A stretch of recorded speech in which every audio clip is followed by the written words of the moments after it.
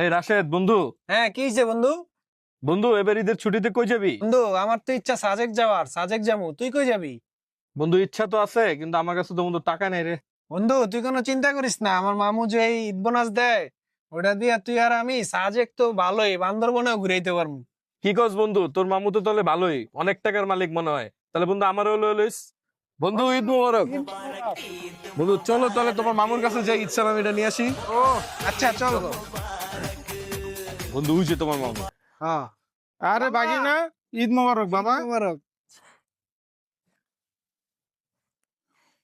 মামা আমার বন্ধু। আরে বাগিনা, আরে ঈদ মোবারক বাবা, কেমন আছো তোমরা?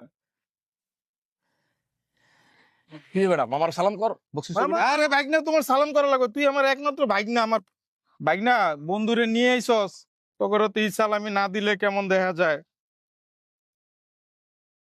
এলো তোর বন্ধুরে ভাগ করে দিয়ে দিস।